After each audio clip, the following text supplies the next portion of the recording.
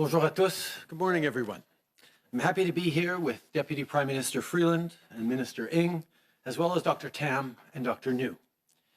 Canada has now passed a total of 200,000 cases of COVID-19 since the spring, with almost 22,000 active cases across the country today. Here and around the world, the fight against this virus is far from over. And in order to win it, we have to keep working together. Canada is a big country, and the pandemic is playing out differently in different provinces and territories. That's why I'm asking everyone to keep following the guidelines of their local public health authorities. This is a Team Canada effort.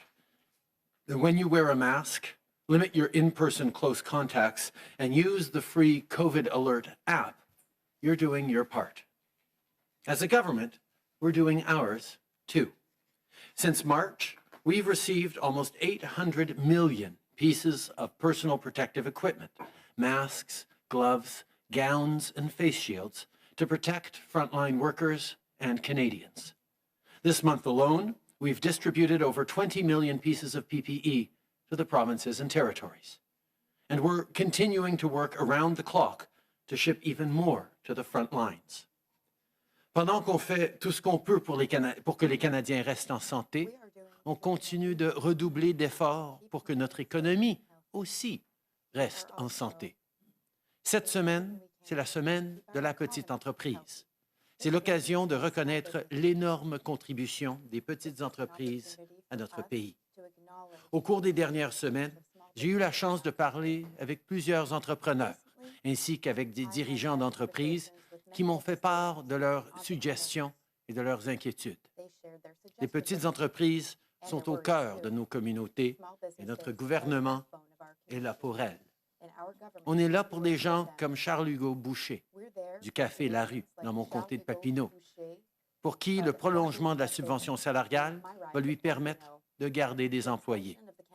Avec l'arrivée de l'hiver, plusieurs propriétaires d'entreprises espèrent que les clients ne seront pas plus rares s'il faut faire la file au froid à l'extérieur.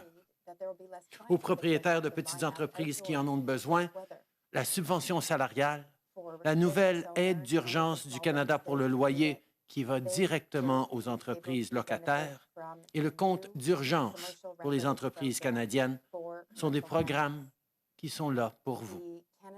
Vous faites preuve de résilience et de créativité et notre gouvernement continuera de faire preuve d'audace pour vous soutenir. Small businesses are the heart of our communities and the backbone of our economy. During Small Business Week, I want to take a moment to recognize the hard work and perseverance that so many people put in every day, and especially over the last 6 months. Whether you've adapted your menu to make takeout easier or used your 3D printers to manufacture PPE, your resilience and creativity is an inspiration. As a government, our goal is to help you and your employees through this tough time. From the beginning of this crisis, we took immediate and significant action to help Canadian businesses keep their door open and their workers on the job.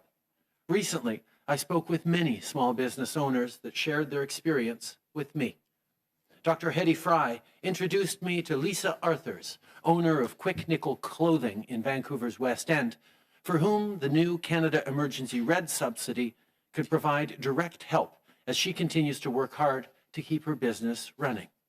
Of course, the extended wage subsidy and the expanded Canada Emergency Business Account are also there to help. Moving forward, we will continue to listen to the needs of small businesses, just like we listen to the needs of all Canadians. We'll be there for people, whatever it takes, as long as it takes. Malheureusement, notre lutte contre la COVID-19 n'est pas terminée et il faut continuer d'écouter les consignes des autorités locales de santé publique. Portez un masque, téléchargez l'application gratuite Alerte COVID et limitez vos contacts avec les autres.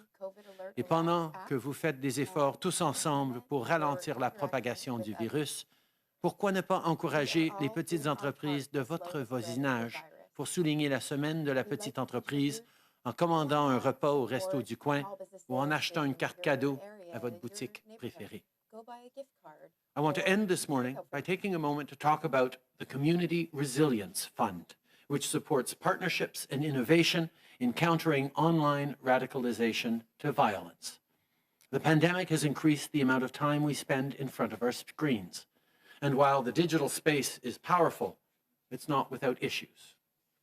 Online hate is far too common, and all too often, it can spill over into real life. Better understanding violent extremism is key to preventing radicalization to violence, so that we can stop tragedies before they happen. So far, the Community Resilience Fund has supported 39 projects across the country with a total of over $29 million. Today, I can announce that we will invest in the YWCA Canada's project Block Hate, Building Resilience Against Online Hate Speech. This is an important project, and I know it will help keep our communities safer.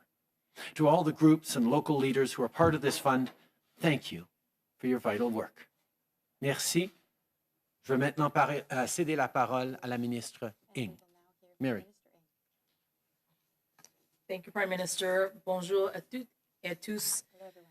Choosing to go out and start and run your own small business takes hard work at the very best of times. Doing so in a global pandemic is an extraordinary challenge. Small business owners have demonstrated incredible resilience amid COVID-19, whether it is innovating and adapting their business models, taking advantage of the government's emergency supports, or looking to new markets for opportunities to recover and to grow. This Small Business Week, I want to commend and thank all small businesses across the country. Maintenant, plus que jamais, nous continuerons à être là pour vous soutenir et le million de Canadiens qui travaillent dur que vous employez. Today, our government is announcing a new investment of $12 million to help small businesses through the Canada United Small Business Resilience Fund.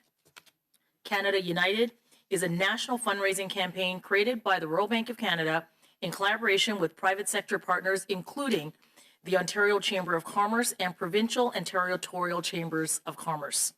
Leur campagne a permis de relier le soutien des Canadiens aux petites entreprises locales dans tous les coins du pays. Canada United Small Business Relief Fund is supporting Canadian businesses with their COVID-19 recovery efforts with grants up to $5,000. These grants will help thousands of small business owners cover the costs of personal protective equipment, make physical modifications to their businesses to meet local health and safety requirements, and enhance their digital or e-commerce capabilities. This is especially important as we enter the second wave of this pandemic. Applications are open to small businesses across all sectors and industries in every part of the country who have at least $150,000 in annual sales or have up to 75 employees. You can get the details from the Ontario Chamber of Commerce and apply through their online portal starting next Monday, October the 26th. Our announcement today is about government and private sector working together as Team Canada to help our small businesses in that fight against COVID-19.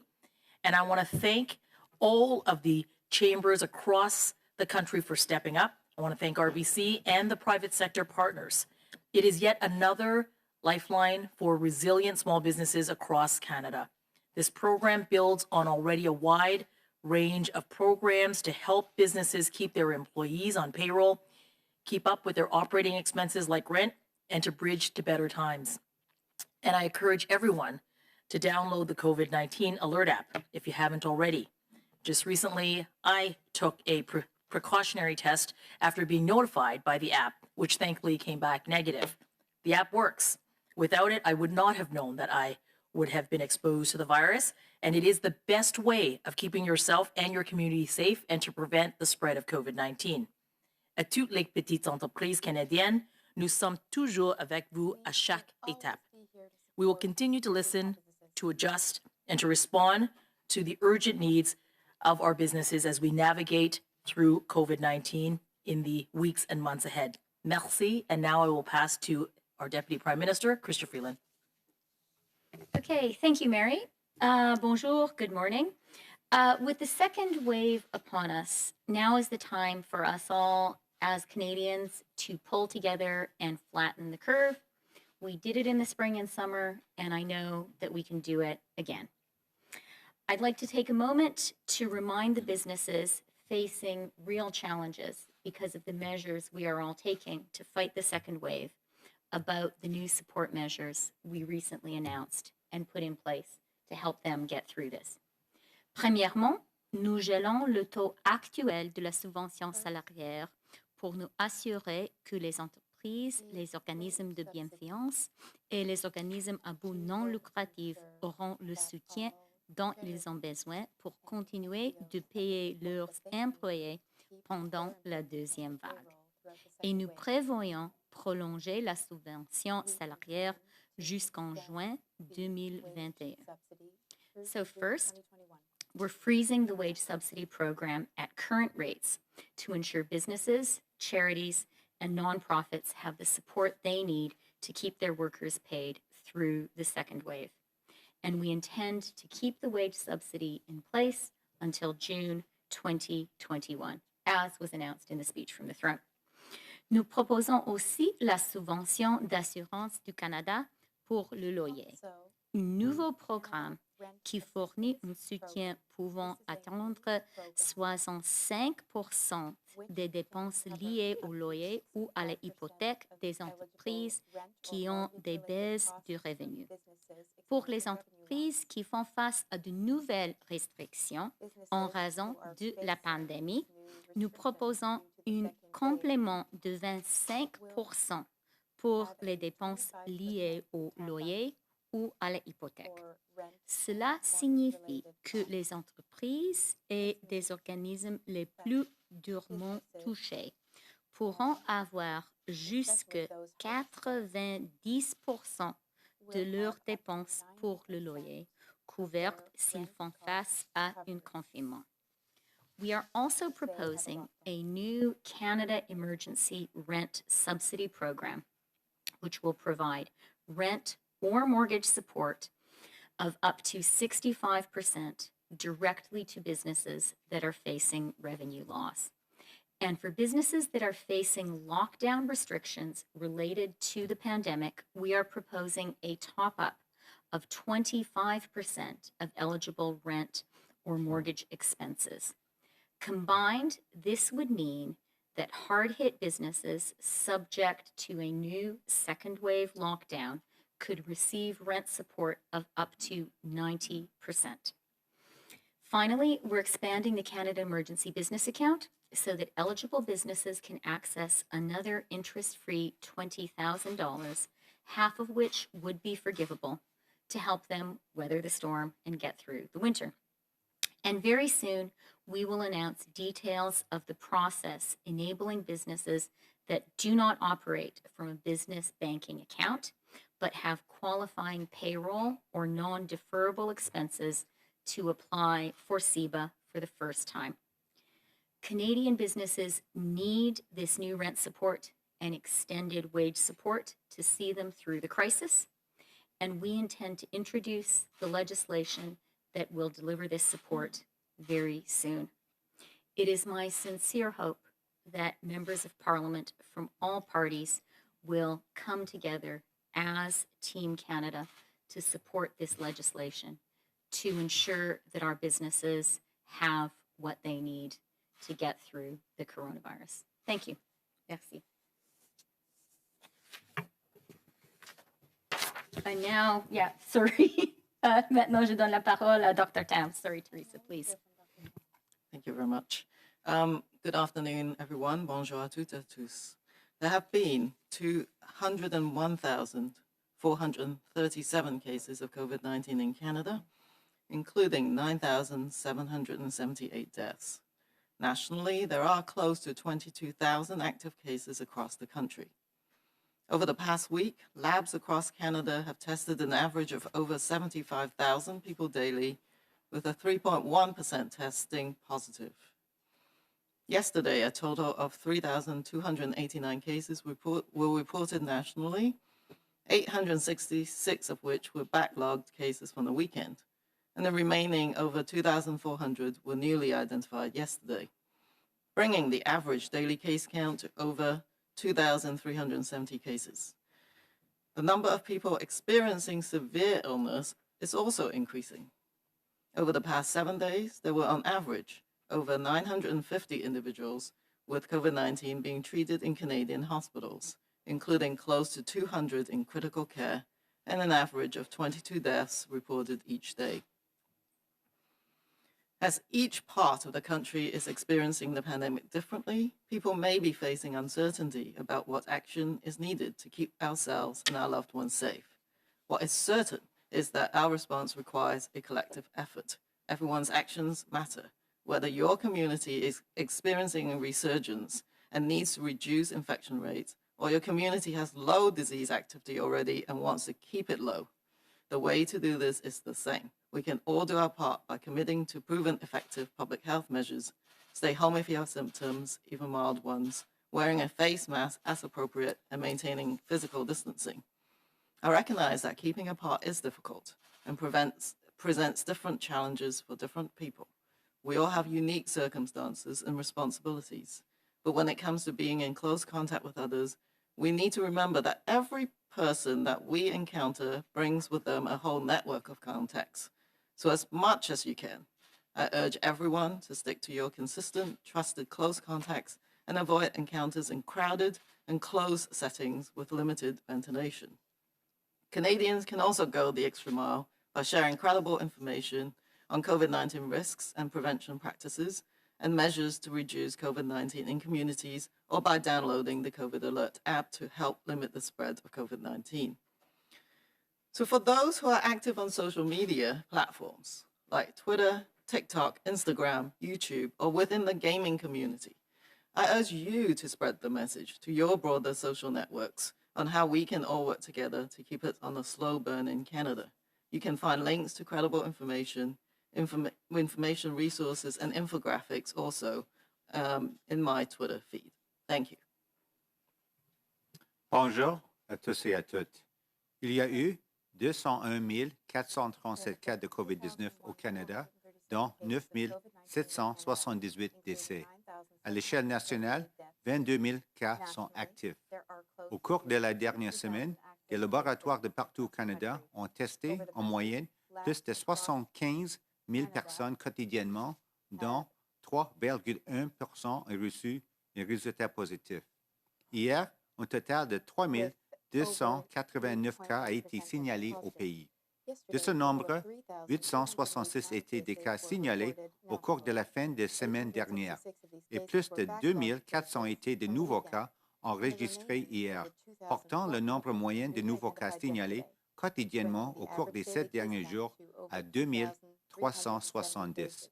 Le nombre de personnes souffrant des symptômes graves augmente également.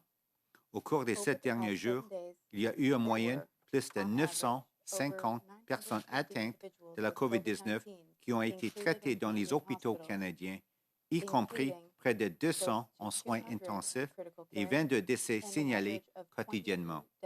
Comme chaque région du pays vit la pandémie différemment, les gens peuvent être en proie à l'incertitude quant aux mesures à prendre pour assurer leur sécurité et celle de leurs proches.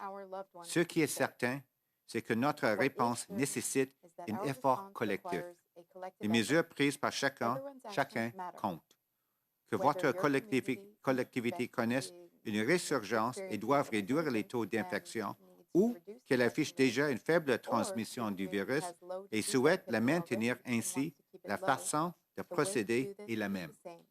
Nous pouvons tous contribuer à l'effort en nous engageant à prendre des mesures de santé publique efficaces et éprouvées, à demeurer à la maison en cas de symptômes, même faibles, à porter un masque au besoin et à maintenir la distanciation physique. Nous reconnaissons que cette distanciation est difficile et présente des difficultés qui varient d'une personne à l'autre. Nous sommes tous dans des situations uniques et nos responsabilités le sont également. Mais quand il s'agit d'être en contact étroit avec les autres, nous devons nous rappeler que chaque personne que nous rencontrons a également eu tout un réseau de contacts.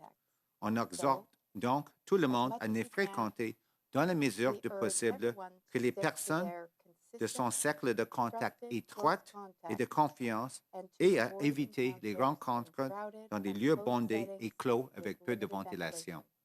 Les Canadiens peuvent également en faire plus en diffusant des renseignements crédibles sur les risques de la COVID-19 et des pratiques de prévention et sur les mesures pour réduire l'incidence de la COVID-19 dans les communautés ou en téléchargeant l'application Alerte COVID pour contribuer à limiter la propagation de la maladie.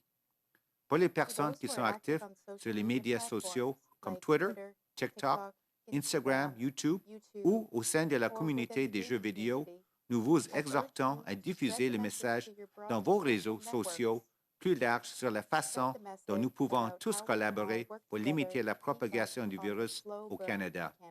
Vous trouverez des liens vers des renseignements crédibles, des ressources d'information et des infographies dans notre fil Twitter. Merci. Thank you, Dr. New. We'll now go to the phones for questions. After questions on the phone, come back to the room. In about 20 minutes, the Prime Minister will excuse himself, but the doctors and the ministers will still be around for further questions. Operator, question on the phone, please. Thank you. Merci. Première question, Hélène Buzetti, Le Devoir. À vous. Oui, bonjour, M. Trudeau. J'aimerais revenir à cette question de la motion conservatrice pour créer un comité anticorruption. Votre leader en Chambre, Pablo Rodriguez, vient de nous dire que vous ne voulez pas d'élection, mais on doit se poser la question, est-ce qu'on peut le croire? M. Rodriguez dit que le comité paralyserait le gouvernement, mais pour arriver à cette conclusion, il prend pour acquis que l'opposition convoquerait les ministres, vous convoquerait 5 jours par semaine, 5 heures par jour. Vraiment, est-ce qu'on peut vraiment penser qu'ils feront ça devant une telle exagération? Comment ne peut-on pas conclure que, dans le fond, vous voulez aller en élection parce que les sondages sont bons pour vous?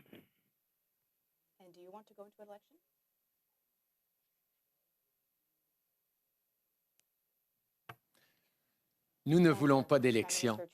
Hier, il y a eu 2400 nouveaux cas de COVID-19. En tant que gouvernement, nous restons concentrés sur la santé des gens, la santé de notre économie. Nous allons continuer de faire tout ce qu'on peut faire, tout ce qu'on doit faire pour aider les Canadiens. On veut aussi faire fonctionner le Parlement. C'est pourquoi on a proposé un comité spécial qui va pouvoir regarder toutes les dépenses, tous les investissements qu'on a faits dans les gens depuis les débuts de cette pandémie.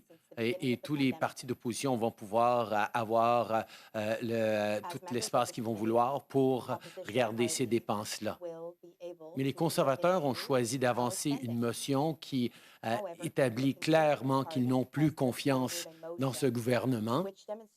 Alors, les partis d'opposition vont devoir avoir un choix à faire. Est-ce qu'ils vont continuer de faire fonctionner ce Parlement minoritaire? Ou est-ce qu'ils ont perdu dans ce gouvernement, perdu confiance dans le gouvernement?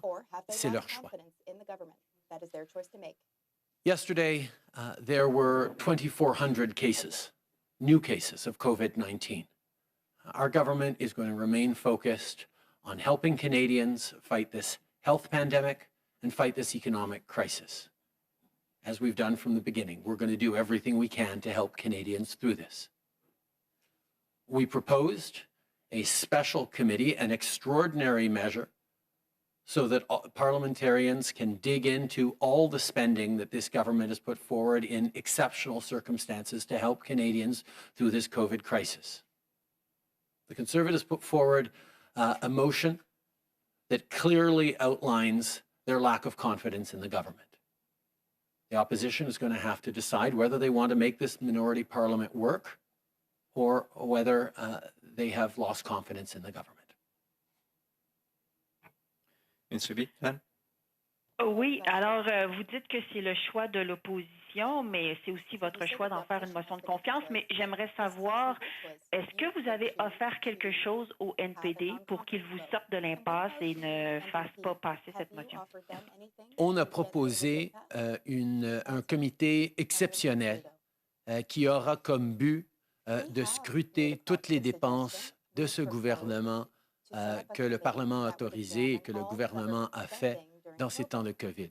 Je pense que c'est important que les Canadiens aient confiance dans leur démocratie, aussi confiance dans leurs institutions. Et c'est pour ça qu'on est ouvert à créer ce comité spécial qui permettra justement aux députés de tous les partis de scruter attentivement toutes les dépenses, tous les investissements qu'on a faits pour contrer la COVID-19, pour contrer cette crise économique. C'est une proposition raisonnable, exceptionnelle, et on espère que les partis d'opposition vont voir qu'on veut réellement faire fonctionner ce Parlement et on veut qu'ils puissent faire leur travail.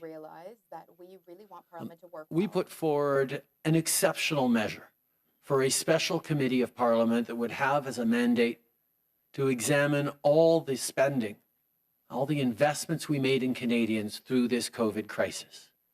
We have rolled out unprecedented measures to support Canadians, to support small businesses, to support families, to support communities right across the country. And we feel that parliamentarians should, in this exceptional time, have an ability to look very carefully at all that spending, and that's why we're proposing this special committee. But it will be up to parliamentarians and the opposition to decide whether they want to make this minority parliament work or whether they've lost confidence in this government's ability to manage this pandemic and continue to govern this country during this crisis. Next question, operator. Thank you. Merci. Before we continue, we please ask journalists to keep their questions to ministers and the medical team once the Prime Minister has left the room. Avant de poursuivre, nous demandons aux journalistes de bien garder leurs questions pour les ministres et l'équipe médicale lorsque le Premier ministre aura quitté la pièce. Next question, Chrystia Kirkup, the Globe and Mail. Line open. Good afternoon, Prime Minister. What specific steps did your Fisheries Minister and her department take in the weeks leading up to the escalation of violence in Nova Scotia? From the very beginning of the concerns that have been expressed over the past weeks, our ministers, not just the Fisheries Minister, but Minister of Indigenous Services and Minister of Indigenous Relations, as well as Public Safety, have been engaged in the issue of Indigenous fishery in Nova Scotia, and very aware of questions being raised across the country in coastal communities. We've taken this issue extremely seriously. It is important that we keep Canadians protected and safe as we move forward to respect and uphold rights that have been long recognized for Indigenous fishers. Follow-up, Chrystia? And just as a follow-up, Prime Minister, 21 years after the Supreme Court of Canada ruled in Marshall, why are there still fault lines, to use the words of one of your ministers? First of all, over the past 21 years, many different governments have moved forward on granting licenses to Indigenous communities, on ensuring that there is progress being made. Indeed, Minister LeBlanc, when he was Fisheries Minister, moved forward on significant initiatives as well. We recognize there is a need to continue to accelerate and to end this question by fully recognizing the rights of Indigenous fishers to a moderate livelihood and ensure that that is fully in place. This is the work we're doing right now. It is not easy work. It is not quick work. It is work that needs to be done properly, respectfully, and in partnership with everyone involved in a nation-to-nation relationship and bringing along the commercial fishery community as well. That is the work that we are doing right now. Merci. Prochaine question, operator. Thank you. Merci. Prochaine question, Mélanie Marquis, La Presse. À vous. Merci. Bonjour, M. Trudeau.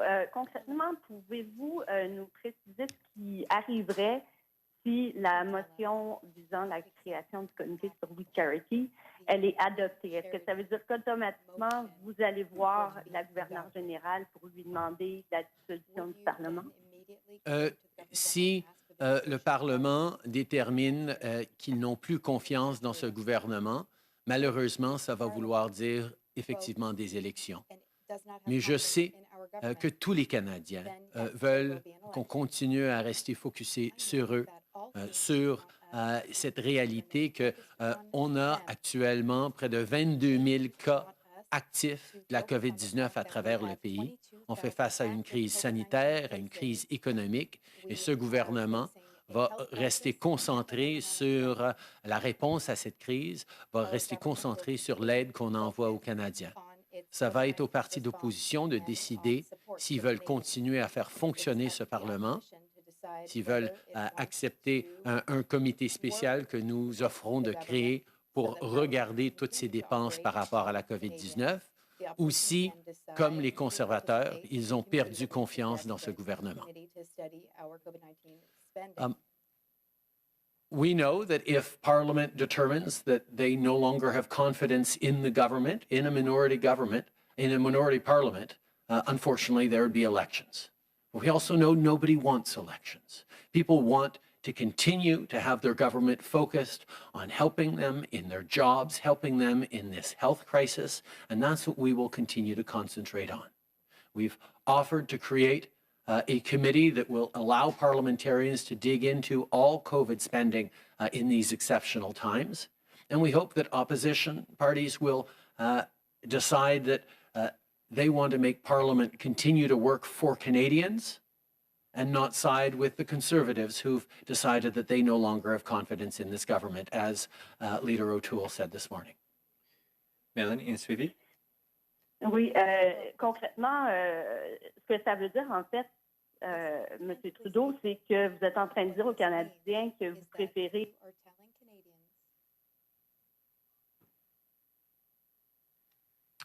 Vous avez coupé, Mélanie.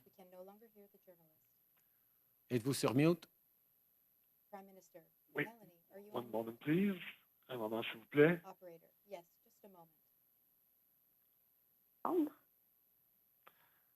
À vous la parole, Mme Marquis.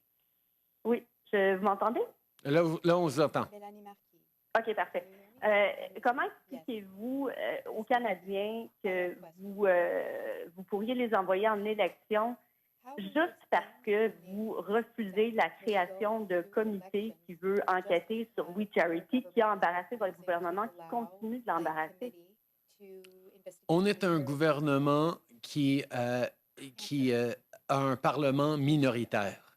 Ça veut dire que le gouvernement ne peut gouverner que si on a la confiance des partis d'opposition. Les conservateurs ont mis de l'avant une motion qui clairement souligne qu'ils ont perdu la confiance dans ce gouvernement avec leurs propos, et M. O'Toole l'a confirmé ce matin. Et je pense que c'est aux partis d'opposition de décider si eux aussi, ils ont perdu confiance dans ce gouvernement ou non. Mais nous, en tant que gouvernement, nous allons rester concentrés sur la COVID-19, sur le travail que nous faisons pour les Canadiens, tout en essayant de faire fonctionner ce Parlement, en proposant un comité qui va avoir pour mandat de regarder toutes les dépenses et les investissements faits pendant la COVID-19 par ce gouvernement. Thank you. We'll now turn to the room for questions. Daniel Leblanc, Radio-Canada. Dans les deux langues, s'il vous plaît. Est-ce que vous croyez que le système de nomination des juges doit être changé pour empêcher que les nominations ne soient entachées par la partisanerie? On a amené en 2016 un nouveau processus de nomination des juges qui est basé sur le mérite. On a réformé énormément l'approche que préconisait le gouvernement conservateur précédent, en créant des comités indépendants pour évaluer les juges, pour mettre les candidats basés sur le mérite à l'avance. Et on va continuer d'assurer que les candidats choisis pour la magistrature soient des gens de haute qualité, qualifiés et qui représentent la diversité de notre pays. We made significant reforms to the judicial selection process, ensuring that the highest caliber candidates were chosen on a merit basis, drawing on independent committees to make recommendations. We've ensured that we have top quality candidates for the magistrature across the country that do a better job of reflecting the full diversity of this country. Hi, Prime Minister Chrystia with Global News. Canada has announced major innovations to help companies produce things like PPE and ventilators. What is the federal government doing to help create a made in Canada solution to things like lab equipment, medical grade plastics, and other things that are vital for testing for COVID-19? We've seen Canadian companies step up since the beginning of this pandemic on manufacturing of PPE, but also on manufacturing of testing equipment. I made a virtual visit to an aerospace company in the Maritimes that actually is using their 3D printer to create swabs for testing. There are things that companies are doing right across the country to innovate, to be creative, and mostly to keep their fellow Canadians safe. And we will continue to work as a government with companies right across the country to ensure that we're creating as many made in Canada solutions as we possibly can, because that's the best way of keeping Canadians safe. Prime Minister Tonda McCharles, Toronto Star. The government's been talking about aid for the airline sector, and I'd like to understand, I heard your minister on the weekend talking about potentially taking an ownership stake in airlines. Can you talk to us a bit about what your thinking is on this? What kind of aid do you think the airline sector needs? Is LEAF the option? How are you going to deal with them? First of all, from the very beginning, we moved very quickly on offering supports to large and small companies across industries across the country. And the wage subsidy actually delivered over $1 billion in support to Canada's major airlines. It has been significant and important to keep these airlines going.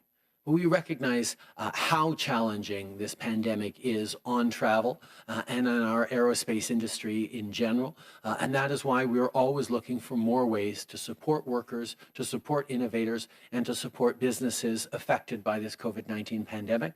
We will continue to work closely with industry and business groups to ensure that we're doing the right thing, not just to keep people whole during this pandemic as much as possible, but to ensure that our economy and our services and our Canadian companies come roaring back once this pandemic is through.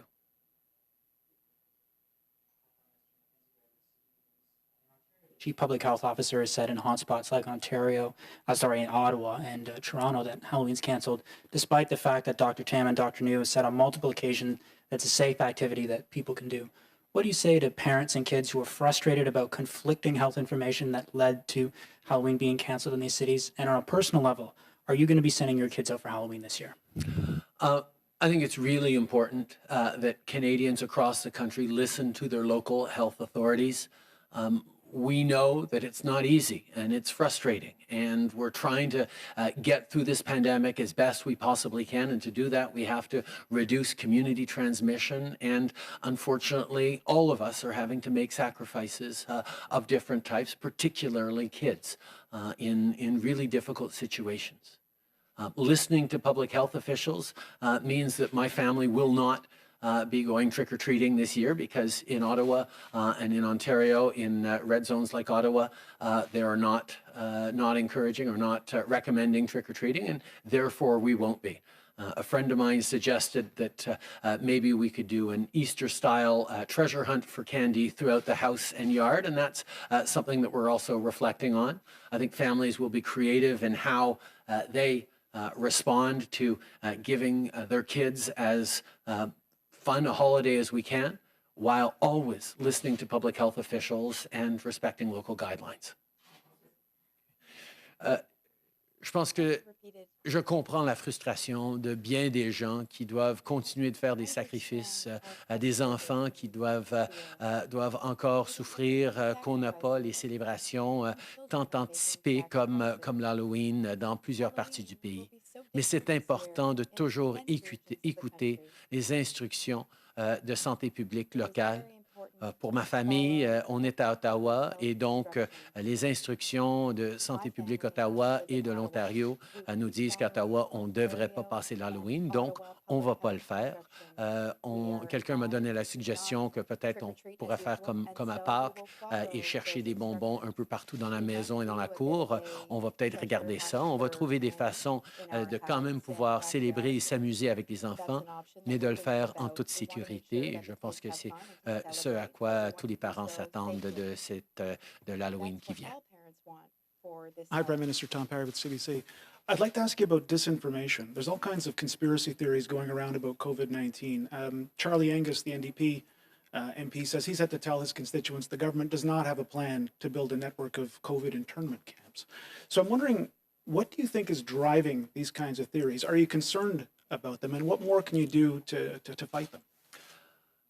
We have seen over the past number of years a rise in concerted efforts around misinformation and disinformation on a broad range of subjects designed to undermine people's confidence in their institutions, in their democracies. Some are foreign actors trying to disrupt successful democracies. Others are people with extremist agendas within our countries trying to weaken people's confidence in our institutions and our democracy. As a government, we need to continue to stand strong, particularly during a public health crisis where the best thing Canadians can do can listen to experts, can listen to doctors, can listen to people who are focused on keeping them safe every single day. Whether it's wearing a mask, whether it's keeping your distance, whether it's getting the COVID Alert app, or whether it's eventually getting vaccinated when we have a successful and safe vaccine. These are things that Canadians need to do, that unfortunately there is a tremendous amount of noise and harmful misinformation about on the internet. I was chatting with a group of students the other day, and a young woman asked me about COVID internment camps, and I had to explain that as we consume increasing amounts and various sources of information online and around us, we need to continue to be attentive to source. We need to continue to be attentive to comparing various reports and looking for trusted sources like Dr. Tam, like regional public health authorities to tell the truth. We need to hold together and resist people who would sow chaos within our communities and our democracy. Okay. Je pense que ça fait plusieurs années qu'on comprend la menace de désinformation, de fausseté qui se propage dans différents coins de l'Internet. Et dans une crise de santé publique où nous nous devons d'écouter les experts, les professionnels de la santé pour nous protéger, ça devient encore plus important. Alors, j'encourage les gens d'être très attentifs à ce qu'ils lisent, de regarder pour les sources, de comparer différentes sources d'informations pour se faire une opinion informée sur comment se protéger, protéger sa famille. Il y a des gens à travers le pays, à travers le monde, qui veulent qu'on perde confiance dans nos institutions. Mais ce qu'on a vu depuis les débuts, c'est que les Canadiens continuent d'avoir confiance les uns dans les autres, et nous allons travailler très fort pour préserver cela. Good afternoon, Mia Rabson from the Canadian Press. I'd like to pivot briefly to dairy farmers who have been waiting very patiently for compensation for the new NAFTA deal that was signed. They said they've sort of put off coming at you, asking for it because of the pandemic, but they really would like to know when they might be able to expect compensation. We moved forward on billions of dollars of historic compensations for dairy farmers and other producers in following the signing of the ratification of the CPTPP and of our with Asia and our free trade deal with Europe. We are right now working with dairy farmers and others on compensation for NAFTA. We will continue to make this a priority. Even through this pandemic, we recognize how many families and communities have been hit hard by this pandemic, and we will always be there to support people, including with compensations that we have long promised and will deliver. Thank you. That concludes the time that the Prime Minister has. The ministers and doctors will still be available for a number of questions afterwards.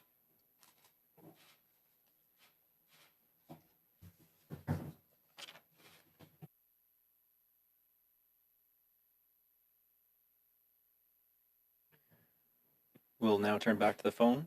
Operator. Thank you. Merci. Next question, Lina Dib, La Presse canadienne. À vous. Oui, bonjour. Ma question donc sera à vous, Madame Freeland, puisque M. Trudeau est parti, mais ça tombe bien parce que c'est votre homologue à Québec, la vice-première ministre, Madame Guilbeault, qui est venu sur le sujet aujourd'hui.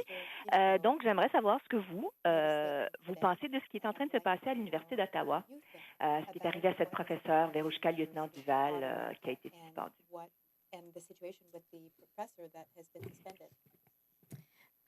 Merci pour la question, Lina. Je pense que c'est important de respecter les décisions judiciaires, le processus légal. OK, peut-être que vous ne savez pas exactement à quoi je fais référence parce qu'il n'y a pas eu de décision judiciaire ni de processus légal. Donc, c'est cette professeure, lieutenant Duval, qui a été suspendue parce qu'elle a utilisé dans son cours d'histoire de l'art ce que les Anglais appellent des N-word pour expliquer une théorie. Et puis, à la suite de ça, donc, il y a eu des signatures de professeurs qui l'ont appuyée. Et elle, tout comme les professeurs qui l'ont appuyé, ont été dénoncés comme racistes. On a affiché leurs adresses courriels, leurs informations personnelles. On a invité à les intimider sur les médias sociaux. Et puis, le recteur, à travers tout ça, ne vient pas à la défense, au contraire de la professeure lieutenant Duval. OK, Lina, j'ai pensé que tu as posé une question sur notre processus. Oui, j'ai pensé. Non, merci pour la question. Je dois confier que je ne connais pas bien les détails de cette situation, alors je ne vais pas faire des commentaires. Si vous voulez écouter mon point de vue sur ça, je serai content d'étudier un peu plus et de le commenter après. I thanked Lena for the question. I just said I'm not familiar with all the details of this case, and I would be happy to make myself familiar and speak about it after that. Thank you. We'll now turn to the room. Laurence Martin de Radio-Canada. Par rapport à la motion des conservateurs là, sur le comité anticorruption, bon, là, qui ne s'appellerait plus le comité anticorruption, si le NPD appuie votre proposition, est-ce que c'est suffisant pour vous? S'il y a seulement ce parti qui l'appuie, est-ce que c'est suffisant pour vous pour continuer à gouverner, pour sentir que vous avez la confiance de la Chambre? Pour avoir, merci pour la question, et je pense que c'est une question pour moi. Pour avoir la confiance de la Chambre, on a besoin d'appui d'une majorité des députés. Et comme le Premier ministre a dit, on ne veut pas les élections et j'espère qu'on aura la confiance d'une majorité des députés. Maintenant, le Canada a une deuxième vague du coronavirus. Nous avons une situation sérieuse dans notre économie. C'est un moment pour nous de travailler ensemble pour lutter contre le coronavirus et j'espère que ce sera possible. Vous avez seulement l'appui du NPD, c'est suffisant pour vous? Vous n'avez pas peur que les conservateurs vont vous bloquer constamment? Les règles d'une démocratie parlementaire, c'est que c'est suffisant d'avoir une majorité, l'appui d'une majorité des députés. Et ce sera suffisant pour nous, évidemment. Hi, Ms. Freeland, Mackenzie Gray with CTV News. We've heard at CTV that there's been a number of people who, when they've tested positive for COVID and have the COVID app, they haven't been able to get the one-time testing number that you have to put in to tell your contacts that you've actually tested positive. If the app isn't working as necessarily as effective it is, Ms. Ng brought up earlier that she got a test because of the app, how can we really say that Canadians should download it if we're not able to use it as it's intended to be done? So I have downloaded the app also, and let me encourage all Canadians to download it. All Canadians in provinces where the app is being used to download it and use it. We have heard for many months now from Theresa and Howard, from our doctors, that we need as many layers of protection as we can build up against the coronavirus, and the app is a great layer of protection. In terms of the particular concerns that you mentioned, Mackenzie, I'm not aware of those, but of course we need to look into them and be sure that the app is working as well as it can. But what I really want to emphasize, and again, we've heard this so many times from Dr. Tam and Dr. New, we're not looking right now for a single magic bullet. What we're looking for is as many different things that we can do to make ourselves as safe as possible. So we physically distance, we wear masks, we avoid unnecessary social interactions. Where we can, we have the app, and all of that helps. On a separate subject on the conference motion, today Mr. Rodriguez said that it would potentially paralyze the government if this committee is brought forward. I can remember back to the NAFTA negotiations, you told reporters on many occasions that the government is capable of walking and chewing gum at the same time. And I'm sure you would be capable of having a committee that looks into the WE scandal, potential spending on COVID-19, and also being able to continue to work on the pandemic. Why is there actually a need for this to be a confidence motion? You know, for me, the key thing is something that the Prime Minister said earlier in this press conference. If you read carefully the motion that has been put forward, it is a motion that frankly drips with a lack of confidence in this government. And that's fair enough. There is no requirement that opposition parties or opposition MPs have confidence in the government. I believe right now, though, that for us to govern effectively, we need to have the confidence of the House. We have managed to win the confidence of the House at some key moments since the last election.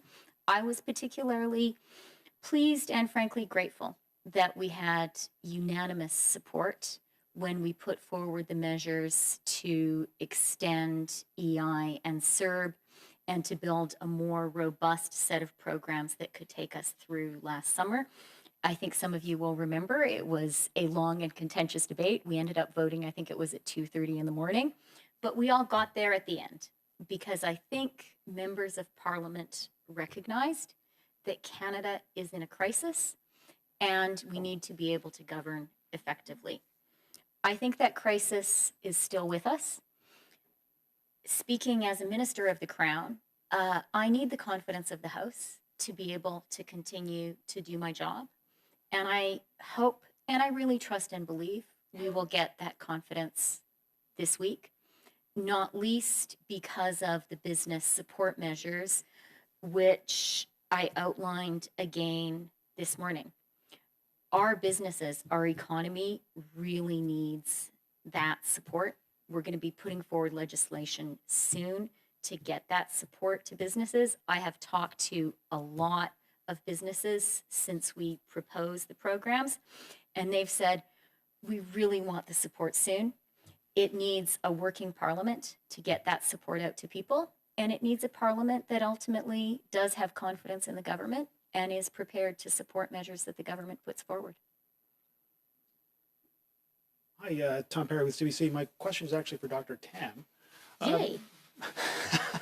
I can come back afterwards, but actually I wanted to ask you about disinformation as well. I asked the Prime Minister about this, these theories going around about COVID-19. I'm just wondering if these kind of theories, this kind of disinformation makes it harder for you to get your message out, to get Canadians taking your advice seriously.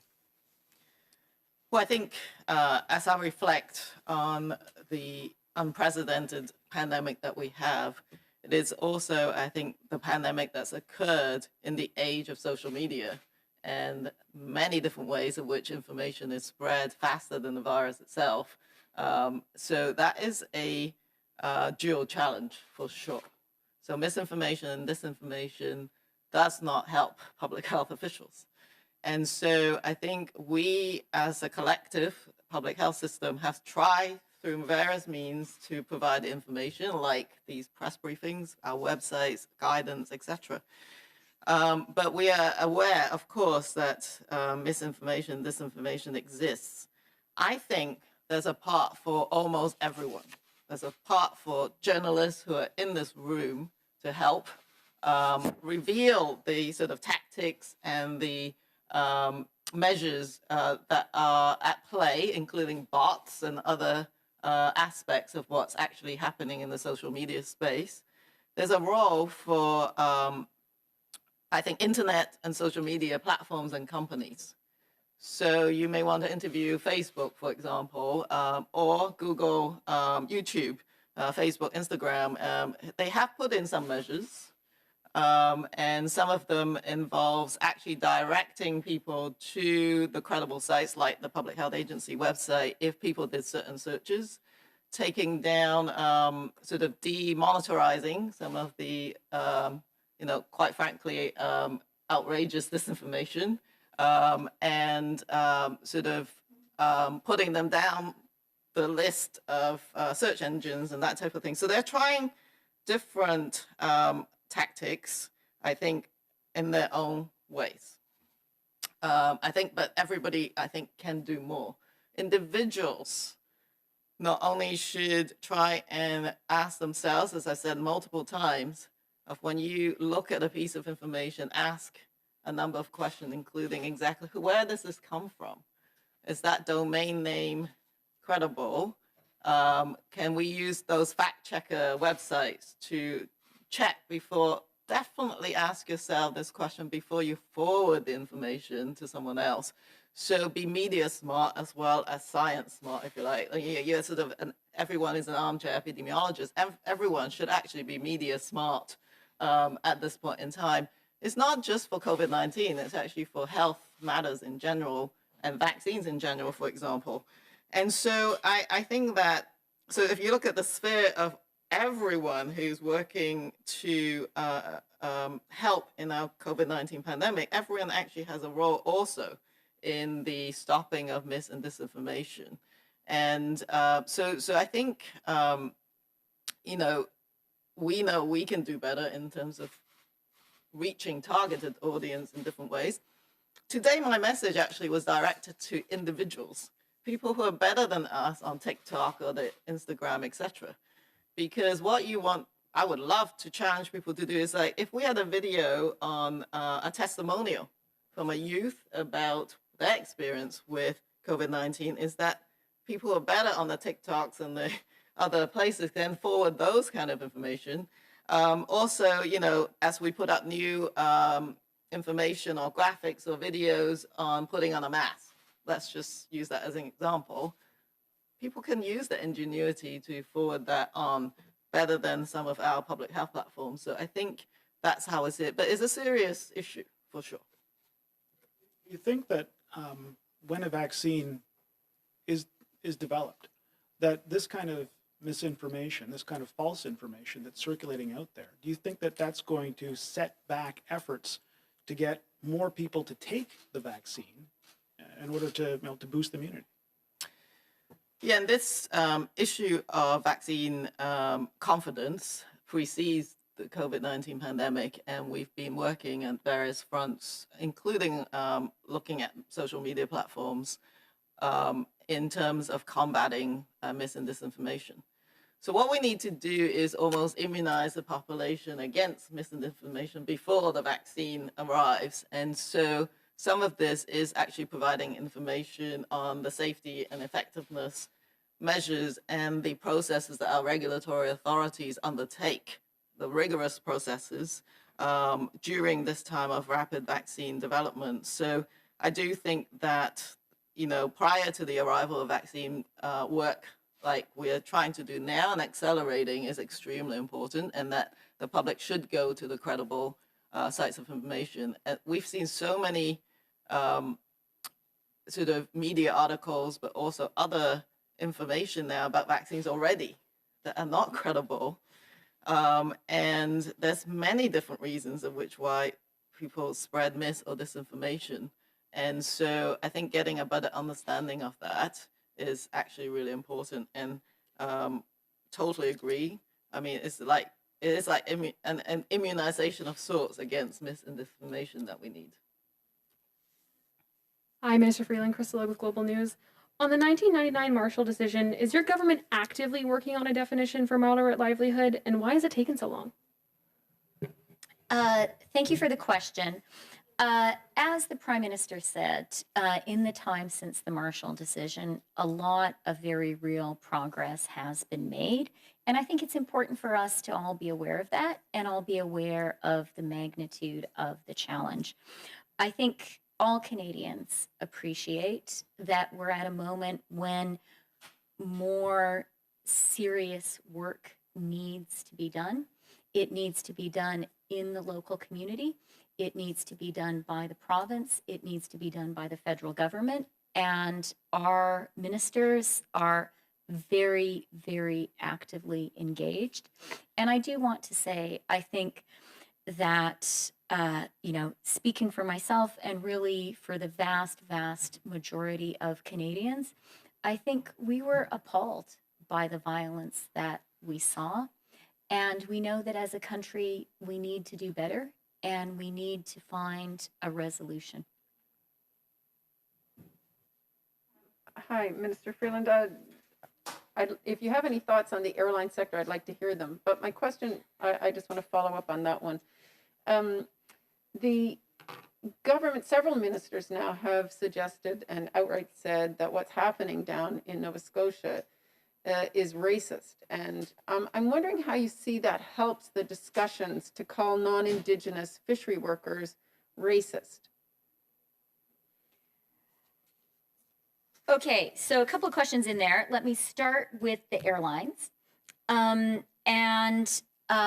Let me just, first of all, reiterate something very important the Prime Minister said, which is significant support has been in place since the spring for the airlines, as there has been for all Canadian companies, in the form of our wage subsidy program. And airlines have, and I'm very pleased that they have taken significant advantage of that, receiving more than $1 billion in support from the wage subsidy program. And I am glad that that support is there. I think when we talk about the sector, it's important also to consider some of the challenges that are being faced by airports across the country. And that is certainly something that the government is very aware of. You mentioned, Tonda, the LEAF program, and I'm glad you mentioned that too, because that is a form of significant liquidity support that is there available for all Canadian companies to apply for. And then finally, as the Prime Minister said, we are obviously aware of the particular challenges that the travel sector, the airlines are facing right now. You know, the reality is we are being urged for health reasons not to travel. And if your business is helping people to travel, I think the difficulties are self-evident. Last week, I spoke with the leaders of Canada's major airlines, and we're talking also, of course, with union officials. So it's definitely an issue that we are looking at closely and working on. You know, Tonda, on the question of racism, I think it's really important for all of us in Canada to, it's important and it's hard to acknowledge that there is systemic racism in our country, systemic racism towards Indigenous people. I grew up in a small town where there are still many Indigenous people, and I've been reflecting on the attitudes and the behaviors in my childhood that I grew up with. And I hope that all Canadians are thinking about that. And I really think we have to recognize that reconciliation is hard. I know, I really believe, I'm proud of us as a country because I think as a country we're committed to reconciliation with Indigenous people and to righting the historic wrongs. I really believe there is, at this point, a deep national commitment, and I think it is actually goes across party lines. And I think that is a really good thing. but systemic racism, in this case specifically towards Indigenous people in Canada, runs very deep in our country and very deep in our history. And I think actually it is helpful for us, those of us, especially those of us who are not Indigenous, to acknowledge that with all the pain and difficulty that that brings. And also to really appreciate that we're going to have to do things really differently. And it is going to take a long time. It has taken centuries to get to where we are today. And it's going to take a long time to develop a different set of relationships.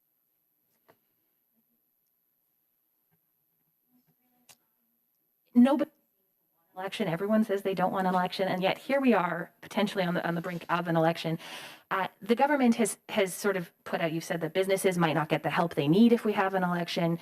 What concessions or negotiations is the government willing to work with with the opposition on this motion so that you can avoid having this election, which apparently none of you want? Look, Pablo Rodriguez, our House Leader, has been very clear over the past few days, including today, on the government's position. He has put forward a very clear proposal on a special committee that would look into our government's COVID spending. That's something that would be very appropriate for Parliament to do, given the magnitude of the spending that quite necessarily we're undertaking right now. On the question of an election, look, I think that our government has been very clear. We absolutely do not want an election. We are not seeking an election. The ball is now in the court of the opposition parties. Thank you. That concludes today's press conference. Thank you. The conference is now ended. Please disconnect your lines at this time